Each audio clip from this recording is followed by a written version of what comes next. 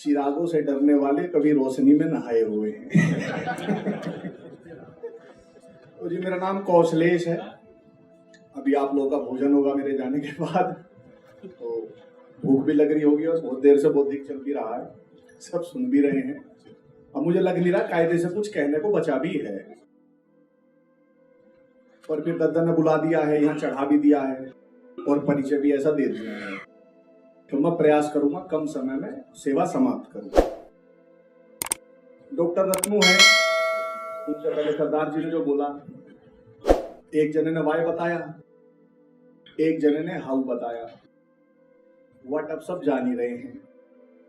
तो मैं सोच रहा हूँ थोड़ा मैं भी इसी फील्ड में बता दूं कि वट वाय हाउ को रोक कौन रहा है।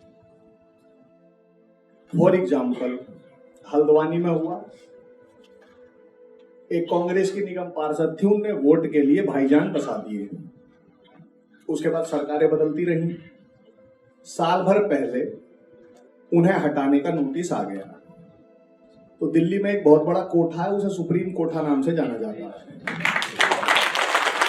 वहां के लोगों ने बोला कि वहां 50,000 लोग हैं, उन्हें इतनी ठंड में हम कहां रिहेबिलेट करेंगे, तो उन्हें रोक दिया गया। साल भर भी नहीं हुआ, वो जिनके लिए मानवता दिखाना चाह रहे थे, उन्होंने बता दिया कि वे कितने बड़े वाले ज़ॉम्बी हैं। उससे भी ज्यादा दुख की बात क्या है, जैसे स्वामी जी हैं तो इनकी गैल पुलिस वाले चलते हैं और 2-4 सभागार में है ही, आप सबका वास्ता पड़ा ही होगा। 100 से ज्यादा पुलिस वाले पिटे हैं वहां। जो वहां की डीएम है वंदना शर्मा, मेरे ख्याल से मैं अगर जो गलत नहीं हो, वंदना जो वहां की डीएम है,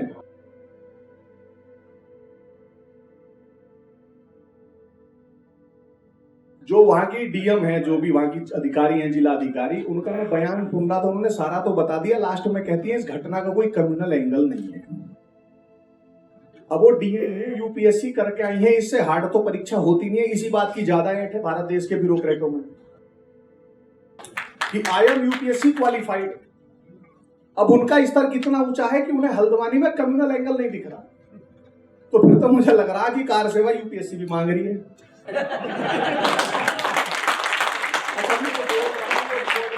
मुझे पता, मेरे से पहले भी जितने बोल गए, मेरे बाद भी जितने बोलेंगे, जो तुफैल जी का कार्यक्रम हो, ये सब स्पीकर आए तो 295, तो आंख बंद करके सब लगा दो। आंख बंद करके लगा दो, मैं कहीं से बुक कर रहा हूँ, वो बोलेगा ही, वो कुछ ना कुछ ऐसा बोल ही देगा। क्योंकि 295A जो है, एक आर्य समाज की ही जो किताब छपी थी, उनके बाद ही अंग्रेज लेके आए। तो इतना वेग कॉन्सेप्ट है ना, मतलब जैसे एक राजीव मिश्रा जी बैठे हैं, पता नहीं कहाँ दिख रहे, वो दिख रहे। एक रूल्स फॉर रेडिकल्स की बताई थी उन्होंने, सॉल एलेंस्की का कॉन्सेप्ट है कि personalise your target, never target the abstract. हमारे देश का जितना भी ये पूरा ढांचा है, जैसा मैं बताया ना, 1947 में हम आजाद हो गए, हमें एक देश मिल गया, हम स्वतंत्र हो गए, हमें एक संविधान मिल गया। इस देश में एग्जीक्यूटिव है, लेजिस्लेटिव है, जुडिशरी है, ताम झाम 36 ये हैं। मेरी नजरों में भी पुराने वाले जजिया खोरों का एक अपग्रेडेड वर्जन है, जैसा आईफोन 11 के बाद आता है 12। पुराने वाले जजिया खोरों से थोड़े फालतू एफिशिएंट है हमारी टेस्ट करने में,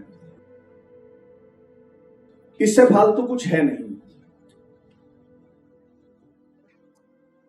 दुख इस बात, ताश आप लोगों ने खेलते हुए तो देखा ही होगा, एक ब्लफ होता है, मुझे पता नहीं ब्लफ होता क्या है, पर अगर जो मेरे से कोई पूछे तो बताऊं कि सबसे बड़ा ब्लफ जो हुआ था वो 15 अगस्त 1947 को हुआ था, जब हिंदुओं ने स्वीकार कर लिया था कि हम आजाद हो गए। उससे पहले तक उन्हें पता था कि बहन बेटी और जमीन नॉन नेगोशिएबल एंटिटी है, और बहन बेटी और जमीन पे अतिक्रमण करने वाले का सॉल्यूशन क्या होता है, वो 60 रुपए का होता है, और वो 60 रुपए का सॉल्यूशन कोई कर दे तो समाज उसे अपराधी नहीं मानता था, उसे सम्मान की दृष्टि से देखा जाता था। भारत की जेलों में कई भाई बंद होंगे जिनका कसूर ये होगा कि उनकी बहन को कोई छेड़ रहा था तो उन्होंने उसे पेल दिया। दिक्कत क्या है कि एलिफेंट इन द रूम होता है, इतना बड़ा होता है कि सबको दिखे, कई को दिखता भी है, पर होता एलिफेंट दबा देगा।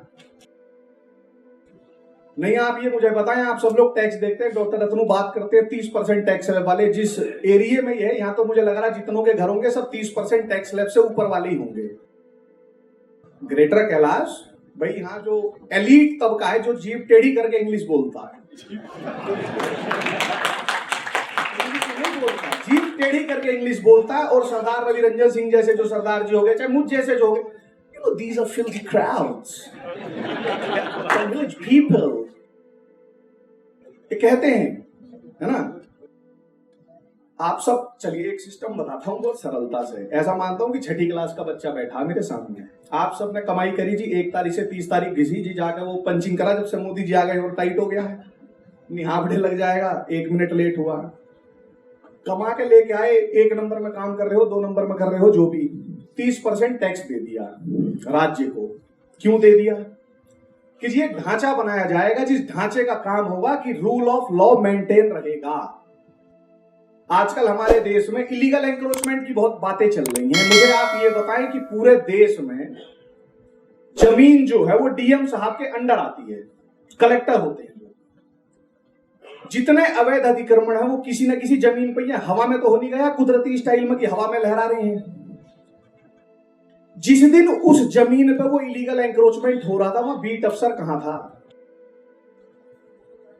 आपके घर का लेंटर डलता है, आपको पता है इस देश में कानूनी है, आप अपने घर में अगर वेंटिलेटर बनवा रहे हैं तो उसकी भी परमिशन लेनी पड़ेगी। यहां 2000 गज का एक वार मैन्यूल पढ़ाने के लिए एक ऐसा ढांचा तैयार हो जा रहा है, किसी को दिखा नहीं है, सकल का बुम बुम की पेंसिल थी, उन्होंने ड्रॉ करके फेंक दी, वो खड़ा हो गया। भाई ये सब जो चीजें हैं आप लोगों के समझ में नहीं आती है क्या? मतलब मैं आप ही लोगों से जानना चाह रहा हूं, भाई illegal encroachment on the very first place आया कैसे? हल्द्वानी में जब वो इलीगल एंक्रोचमेंट हुआ, वहां का डीएम जो था वो तलब कब होगा? जो वहां का एसएचओ था, जो बीट अफसर था, जो कांस्टेबल था, जो ये जजियाखोर हर लेंटर डलने पे आ जाते हैं पैसे लेना, वेयर द हेल वर दे?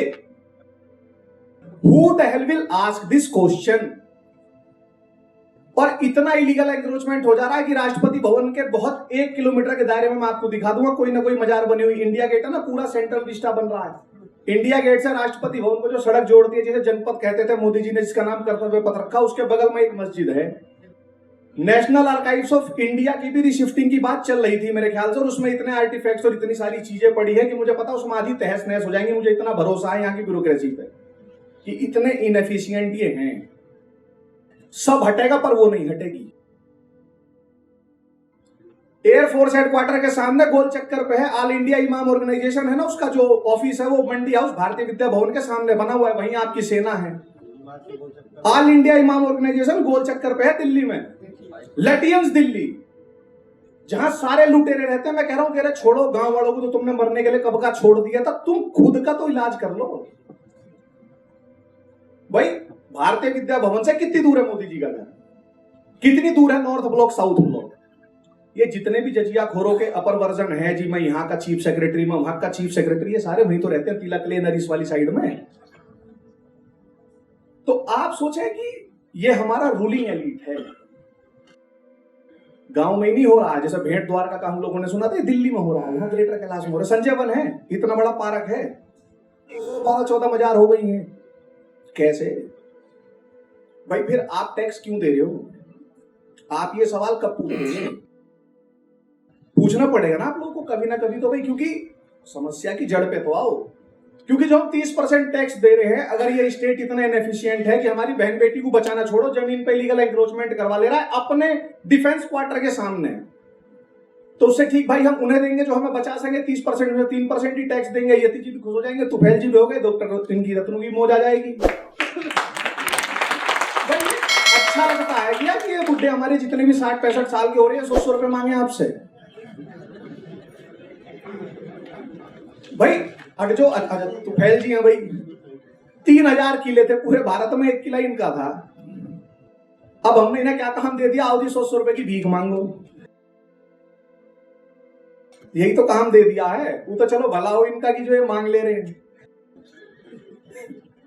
नहीं, कायदे से मैं नहीं मांगूंगा 100 रुपए की, मगर जी 100 रुपए दे दियो। अगर आपको नहीं लग रहा है कि जो ये सब काम चल रहा है उसमें पैसा लगता होएगा, आपको हम यहाँ भौंक के बताएं कि डॉक्टर रत्नू हो गए, कोई भी हो गया XYZ जो आपके लिए भग रहा है, अगर समाज को ये बताना पड़ रहा है कि भाई इस सब काम के लिए मनी इज रिक्वायर्ड, तो ऐसे समाज को बचा के बहुत ज्यादा कुछ होने वाला है नहीं।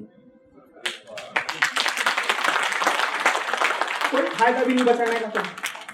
क्योंकि बचा भी लोगे तो कह देंगे कि ये तो पैसे का गबन कर गए। जैसे आप उनसे चाहे बताएं जी मैं ये चाहता हूं आपके लिए करना, मैं एक फ्रीडम सेंटर बनाना चाहता हूं जी, जहां मैं डॉक्यूमेंटेशन करवाऊंगा। आजाद विनोद का नाम है, डॉक्टर रत्नुका तुफैल जी का यति जी का हिंदुत्ववाच नाम की वेबसाइट है। 4 साल से सोच रहा हूं मैं कि कैसा पढ़ाएंगे हम भी। जा गूगल पर जाके सर्च मारो किसी भी वामपंथी का नाम, उसकी पूरी जन्म पत्री आ जाएगी वहां। आप लोग कहो जी आजाद विनोद पे केस हो गया, किसी पे भी केस हो गया। ये हुआ भी रचित कौशिक पे, नाम सुना आप लोगों ने? 2 दिन की जुडिशियल रिमांड में गया था, अभी फिर उसकी हियरिंग होनी है।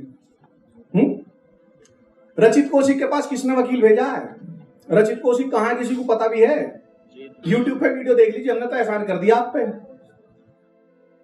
क्योंकि जो समाज है वो तो आपकी वीडियो भी देख ले रहा है ना, जितने भी ये वीडियो बनाने वाले हैं, तो वो ये मान ले रहा है कि मैंने एहसान कर दिया तुफैल जी आपको, 1.5 GB जो फ्री डाटा था उसमें से खर्च कर गए। ये बहुत सच्चाई बता रहा हूं, बहुत सच्चाई। यहां जितने जने बैठे हैं जी 35 साल से, कितने एक बार हाथ उठाइए, उठाइए जी 35 साल से कम वाले। एक, हाँ ये उठाइयो जी। अब इसमें कितने जीके के हैं, हाथ उठाइयो।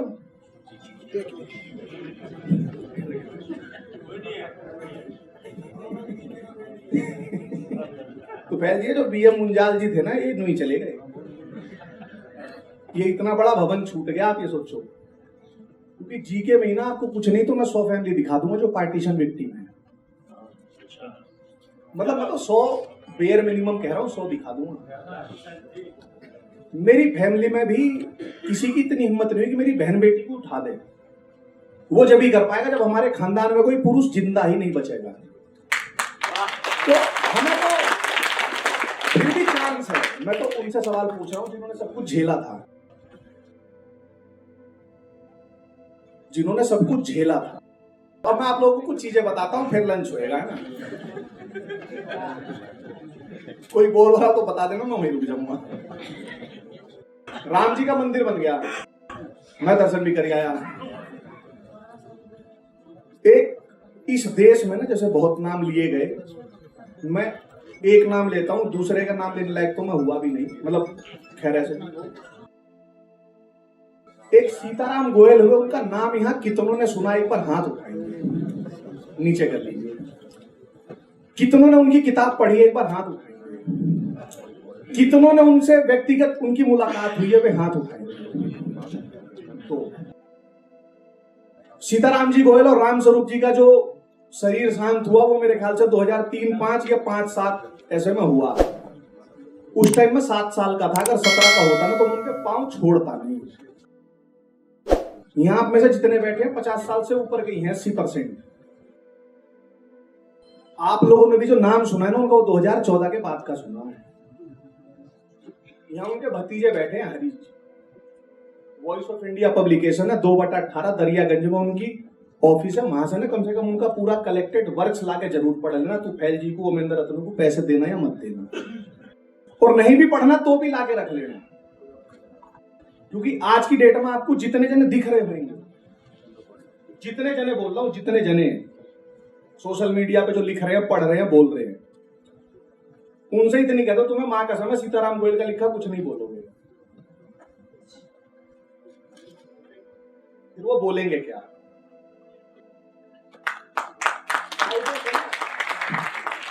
अरे ये तो मैं करूंगा ही, ये तो होएगा, ये मेरे दिल के उद्गार है जो मैं आप लोगों से बता रहा हूं। कर्तव्य पथ पे मूर्ति बनवाऊंगा सीताराम गोयल की, और जिस पर रुकता होएगा वो रोक भी लेगा। इसके लिए भी तैयार रहेंगे।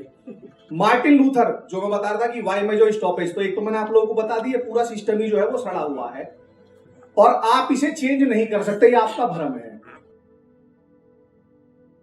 ये आपका बिल्कुल भ्रम है। मैं एक कॉन्ट्राडिक्शन बता देता हूं। संविधान ने हमको क्या दिया है? अधिकार दिए हैं। उन अधिकारों में क्या दिए हैं जी? फंडामेंटल राइट्स वाले बहुत बड़े वाले अधिकार हैं। उसमें जी हमें एक अधिकार राइट टू लाइफ है।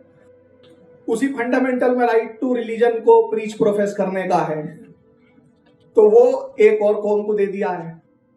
उस कौम का सिंगल पॉइंट एजेंडा है आपका राइट टू लाइफ छीनना। ठीक है जी। अब अगर जो मैं ये बात कह दूं तो 295A,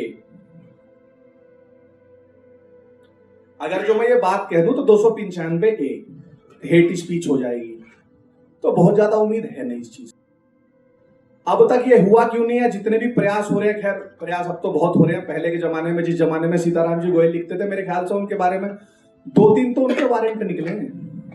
एब्सकॉन्डिंग होना पड़ा है हमारे सीताराम जी गोयल जैसे व्यक्ति को। और हरीश जी बैठे हैं, मैंने बहुत ज्यादा वो नहीं, जितना मैंने उस व्यक्ति को पढ़ा है, मुझे नहीं लगता इस सभागार में जितने लोग थे ना, जब वो फरार मतलब एब्सकॉन्ड हुए होंगे, तो उन्हें ये भी नहीं पता होगा कि मेरे पे 20 घर कौन से हैं जहां जाके मैं रुकूंगा। ये झेला है तो यहां तक पहुंचे हैं। अब ये होगा कैसे? जो भी भाई, क्योंकि यहां जितने जने हैं सबको पता है समस्या क्या है। नहीं पता तो मैं बता दूं, एक किताब है जिसमें लगभग 169 बार, अब मैं फिर वो रैप सॉन्ग करूंगा तो वो हो जाएगा, मेरे को हर उसमें यही बताता है। एक वो किताब है, राजा और तोते वाली कहानी हम लोगों ने सुनी है। राजा की जान तोते में थी, इन भाईजानों की जान मुंह में है। ठीक है जी, मुंह वही है जिसके बारे में बोलने पर सब तन से जुदा के नारे लगते हैं। ये सब कुछ सह लेंगे, उसके बारे में नहीं सहेंगे, उसकी स्क्रूटनी होनी बाकी। तो मार्टिन लूथर कैसे बचा रह गया? मार्टिन लूथर ने जब वो चिपकाया तो उस टाइम पर उसके पास एक दोस्त था जिसके पास किला था। जितने भी हिंदू फाइटर हैं या जो बनना चाह रहे हैं वो गौर से सुने।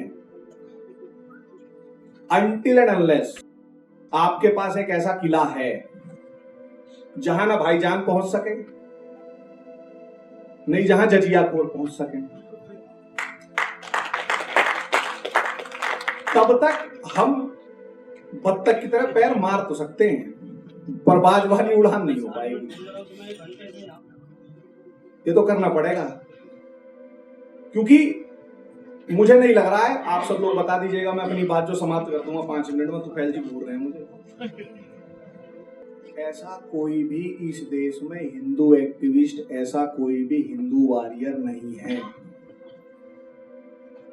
जिसे अगर भाईजान चाहे तो उसके पास 1 घंटे में नहीं पहुंच सके। इसे बहुत ध्यान से सुनिएगा। ऐसा कोई भी हिंदू एक्टिविस्ट, कोई सा भी वॉरियर नहीं है जिसके पास अगर भाईजान ने तय कर ली पहुंचना है तो 1 घंटे में लोकेशन ट्रेस करके नहीं पहुंच जाएगा। तो वो किला जरूरी है। तो वो किला कहां बनेगा, कैसे बनेगा, सारा तो मैं माइक पे बताने का हूं नहीं, और वो भी जब 3 इतने बड़े बड़े कैमरे लग रहे हैं। ठीक है जी। एक था लड़का पलेयो, स्पेन में। जब इन भाईजानों ने स्पेन को लगभग पूरा जीत लिया था तो पलेयो ने सरेंडर करने से मना कर दिया। वो और उसके साथ के 20-50 लड़के भग के जंगल में चले गए और वहां से गुरिल्ला वार चलता रहा। पलेयो जब तक जिंदा था उसने गुरिल्ला वार किया, पलेयो मर गया। पलेयो ने ये किया था, उसके पद चिन्हों पर चलते हुए ऐसे ही लड़के जो है वो पहुंचते रहे। लगभग ये 722 से पलेयो ने शुरू किया, 1495 में स्पेन ने रिकॉन्क्विस्टा किया। कायदे से हमें रिकॉन्क्विस्टा जो है वो 15 अगस्त 1947 को कर लेना था। अगर हमने इतना सब कुछ स्वीकार किया था तब देश आजाद होता। 15 अगस्त को 2 लड्डू 1 समोसा बांट के सब पढ़ा दिया, भारत देश आजाद हो गया। हमारा भी ध्यान उसमें ही रहता कि आज लड्डू मिलेगा या केला मिलेगा। ठीक है जी। नहीं बदला क्या है? क्या बदल गया मुझे ये बता दो भाई। पहले भी हिंदुओं पे अत्याचार करने के लिए पुलिस थी, अब नहीं है क्या? रचित कोसी को किसने उठाया? जब लाठी डंडे जो पुलिस चलाती है वो कैसे चला देती है? तो जी किला, पलेयो और फाइनल एंड लास्ट 5 करोड़ के सवाल का 10 करोड़ का जवाब। Violence controls life on this planet earth, each and everything. ताली मत भाई, ताली की तो बिना ताली तो मैं खुद ही बजा लूंगा, खुद के लिए जब बजानी होगी, जब सीताराम जी की मूर्ति लगेगी। Violence controls life on this planet earth and everything except this created in this world is a facade to hide this truth. आप लोगों के मन में आता होगा कि जैसे शाहीन बाग 1 साल चला था, 1 साल अन्नदाताओं का आंदोलन चला, हल्द्वानी में चल रहा है पुष्पेंद्र सर, आप तो बहुत भारत घूमते ही हैं। जहां भाईजान होता है वहां पे लाठी चार्ज नहीं होता। आप जाके सड़क पे बैठो लाठी चार्ज हो जाएगा। तो उसका एक सिंपल मैकेनिज्म यही है कि आपने देखा होगा कि जो पूरा सरकारी अमला है वो ये कहता है शांति व्यवस्था बनाए रखें और कौन सा सांप्रदायिक सौहार्द ना बिगाड़ें। तो इन्हें सांप्रदायिक सौहार्द से बहुत चिंता है और शांति की बहुत चिंता है। भाईजान ने उस शांति को बंधक बना लिया कि आगे जो मुझे इंगे तिंगे करा तो मैं शांति व्यवस्था भंग कर दूंगा। बस वो इतनी हूल दे दे, और वो कर भी सकता है। We should give credit where it is due. वो कर भी सकता है। इतना सुनते ही एसएचओ छोड़ दो, डीसी की साहब सरसों का तेल लेके खुद पहुंच जाते हैं। ये हकीकत है। अब आप क्या कर सकते हैं? आपको खुद चुनना है। अब इससे फालतू तो कुछ बचा नहीं। बाकी पुष्पेंद्र जी आए तो इनके सम्मान में कह दूंगा, लगता उठ जाइए तो उठ जाओ। वो वाली सुना दूं ना। पश्चिमी उत्तर प्रदेश में कोई कितना भी बड़ा गुंडा हो जाए उसे बदमाश कहे। जैसे आप लोग तुफैल जी से, पुष्पेंद्र जी से, चाहे जो भी मिलते होंगे, मगर यार वैसे हो रहा है, सब समस्या ही तो बता रहे हो, आप सब रो ही तो रहे हो, ये हो रहा है वो हो रहा है। तो ऐसी एक बदमाश हो गया मुजफ्फरनगर में। तो किसी की बहन बेटी छेड़े, किसी की भैंस खोल के ले गया, ट्रैक्टर कर लिया, खड़ी फसल जोत ली, गन्ना कट के जा रहा अपने नाम पे तुलवा लिया। तो वे सब भी कायदे से परफेक्ट हिंदू हो गए थे, रोतड़ू। तो उनका फूफा आया, पुष्पेंद्र जी जैसा फूफा था। वे सारे रोल लगे कि फूफा बहुत दिक्कत हो रही, यू लड़कियों को छेड़ा है, यू फसल काट ले, यू ट्रैक्टर बांध के ले जावे। तुमने की तो जब इतना सब कुछ कर रहा तो तुम क्यों ना कुछ करते? तुमने फूफा हम क्या करेंगे, वो तो बदमाश है। तो फूफा ने कही बदमाश है तो गोली लगने से मना कर देगी। ये भाई दाऊद है, भाई दाऊद को गोली चलेगी तो क्या कह देगी मैं दाऊद को नहीं लगूंगी। घर के एक लड़के ने फूफा की बात समझ ली। अगली बार जैसी उसने एक लड़की छेड़ी घर की, उनने चेक कर लिया मगर गोली लगने से मना कर रही है नहीं कर रही है। आपने इतनी देर सुना, उसके लिए जय श्री राम। अगर मैं आप लोगों को पूरा नहीं रहा पाया हूं तो ये मेरी असफलता होगी, क्योंकि मेरा यही था कि आपको मैं वहीं चोट मारूं जहां आपको दर्द। धन्यवाद।